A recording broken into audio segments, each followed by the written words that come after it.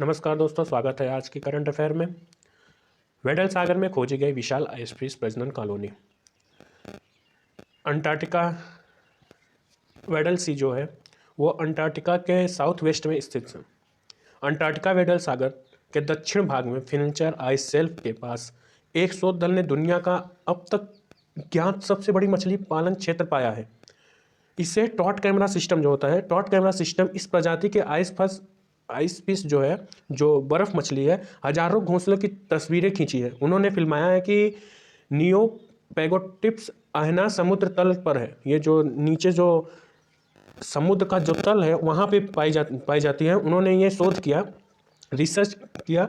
घोंसले का घनत्व और पूरे प्रजनन क्षेत्र का आकार लगभग 60 मिलियन आइस फिश की कुल संख्या को दर्शाता है। जो वहाँ पे उन्होंने जो रिसर्च किया वहाँ पे 60 मिलियन आइस फिश जो संख्या को दर्शाता है, अवलोकन के समय प्रजनन करती है।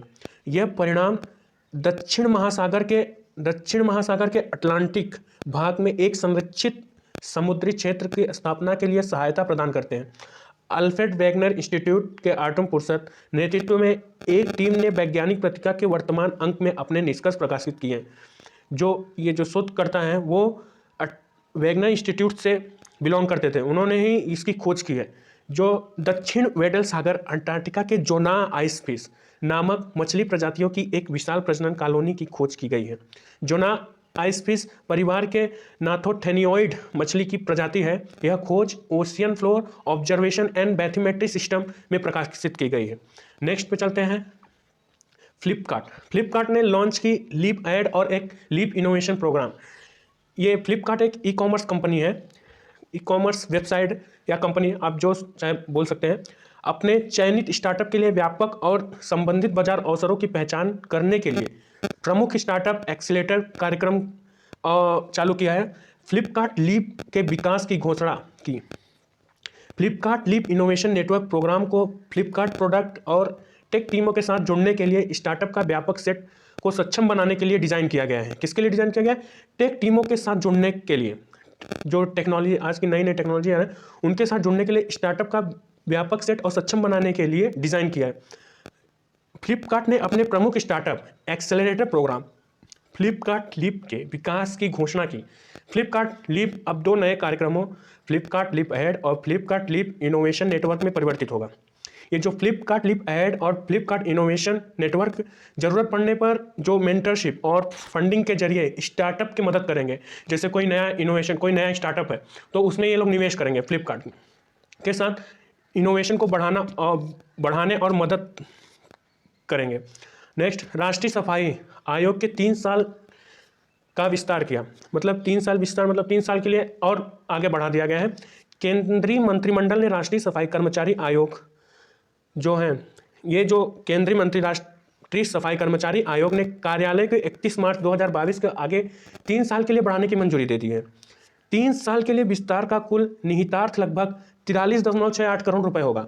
यह जो अभी जो ये 3 साल के लिए बढ़ावा दिया गया है राष्ट्रीय सफाई कर्मचारी की ना, ये प्रधानमंत्री श्री नरेंद्र मोदी की अध्यक्षता में केंद्रीय मंत्रिमंडल ने आज राष्ट्रीय सफाई कर्मचारी आयोग के कार्यालय को 31 मार्च 2022 से आगे 3 साल बढ़ाने की मंजूरी मिली है। जो अभी कब तक चलेगा? 31 मार्च से 2022 के आगे 3 साल बढ़ाने के। इसमें क्या प्रभाव पड़ेगा राष्ट्रीय स्तर पर? इसकी क्या प्रभाव? राष्ट्रीय सफाई कर्मचारी आयोग का कार्यकाल 31 मार्च 2022 के बाद 3 वर्ष तक बढ़ाने के मुख्य रूप से देश की सफाई कर्मचारी और साथ में मैला उठाने वाले लोगों को चिन्हित किया जाएगा। चिन्हित करने जो लोग मैला उठाते थे वो लोग इसके लाभार्थी होंगे। 31 दिसंबर 2021 को एमएस अधिनियम सर्वेक्षण के तहत चिन्हित मैनुअल स्कैवेंजर की संख्या 58,098 थी।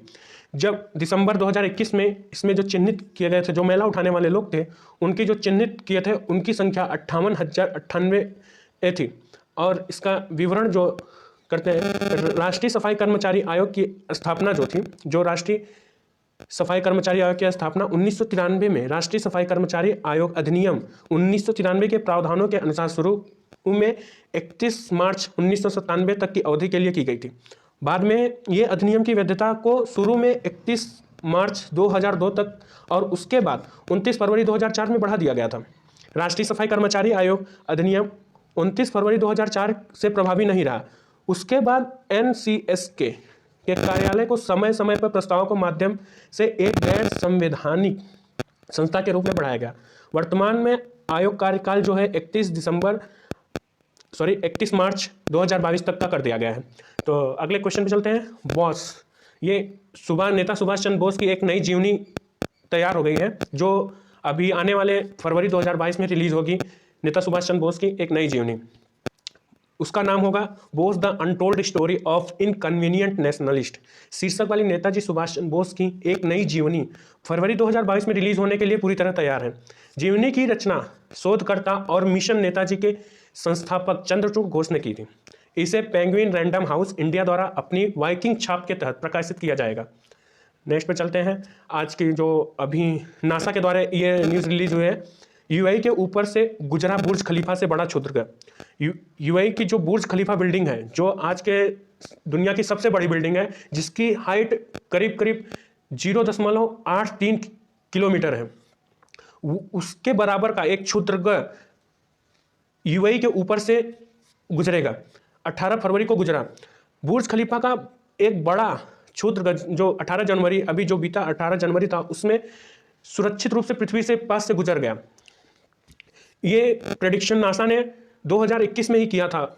जो फरवरी 2021 में उन्होंने इसको भाप लिया था कि ये क्षुद्रग्रह जो है पृथ्वी के नज़दीक से गुजरने वाला है। क्षुद्रग्रह का इसका जो क्षुद्रग्रह अभी गुजरा है उसका नाम था 1994 PC1 नामक अंतरिक्ष चट्टान है। इसकी जो लंबाई थी वो 1.05 किलोमीटर से लंबी थी, जबकि दुबई की दुनिया की सबसे ऊंची इमारत 0.83 किलोमीटर लंबी है।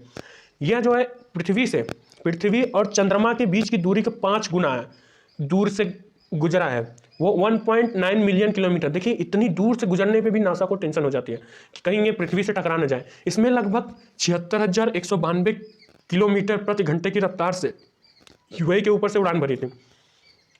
इतनी तेज गति में एक घंटे में 76,192 किलोमीटर रफ्तार से गुजरने वाली, सोचिए कितनी तेज रफ्तार होगी उसकी। अभी आगे बढ़ते हैं। रॉबर्ट लेवेंडोस्की ने जीता फीफा सर्वश्रेष्ठ पुरुष खिलाड़ी का पुरस्कार। ये 1 लाइनर क्वेश्चन है, हमें 1 डे एग्जाम्स में बखूबी पूछा जाते हैं ऐसे सवाल, इनको ये याद कर लीजिए। बायर्न म्यूनिख को पोलिश स्ट्राइकर रॉबर्ट लेवेंडोस्की ने 2021 के लिए फीफा सर्वश्रेष्ठ पुरुष खिलाड़ी का पुरस्कार जीता। बार्सिलोना की स्पेनिश मिडफील्डर एलेक्सिया पुटलेस ने फीफा की सर्वश्रेष्ठ महिला खिलाड़ी का पुरस्कार जीता। उन्हें 17 जनवरी 2022 को सम्मानित किया गया। अभी पिछला जो 17 जनवरी था उस दिन उनको सम्मानित किया गया। यूरोपीय संघ के संसद की नई अध्यक्ष बनी रोबर्टा मेट्सोला। जो माल्टीज सांसद रोबर्टा मेट्सोला को यूरोपीय संसद की अध्यक्षता करने वाली तीसरी महिला के रूप में चुना गया है।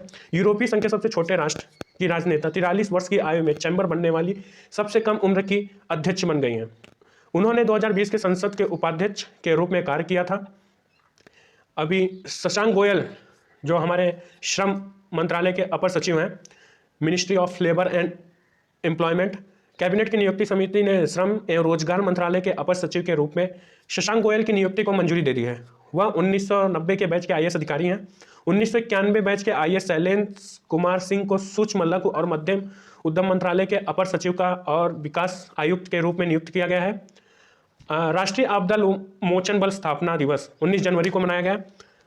ये राष्ट्रीय आपदा मोचन बल जो NDRF है, नेशनल डिजास्टर रिस्पांस फोर्स का गठन जो 2006 में किया गया था। ये 1 डे एग्जाम्स में बहुत बार पूछा जाता है, काफ़ी बार। ये करंट में है तो अभी मनाया गया था, तो इसकी जो कभी भी पूछा जा सकता है, तो इसको ध्यान में रखना। राष्ट्रीय आपदा मोचन बल स्थापना दिवस प्रतिवर्ष 19 जनवरी को मनाया जाता है। यह भारत का एक विशेष बहुकुशल मानवीय बल है जो आपदा जोखिम न्यूनीकरण के लिए देश की आपदा प्रबंधन सामुदायिक जागरूकता में महत्वपूर्ण भूमिका निभा रहा है। जब कोई बाढ़ वगैरह आ जाता है कहीं किसी इलाके में, तो वहाँ पे NDRF को तैनात किया जाता है। कोई अर्थक्वेक सुनामी वगैरह आया तो वहाँ पे NDRF टीम को एक्टिव किया जाता है ताकि वो लोगों की मदद कर सके, लोगों को एक जगह से दूसरी जगह पलायन करा सके। राष्ट्रीय आपदा प्रबंधन प्राधिकरण NDRF का मूल निकाय है। धन्यवाद, आज का इतना ही। फिर से मिलते हैं कल। Thank you very much.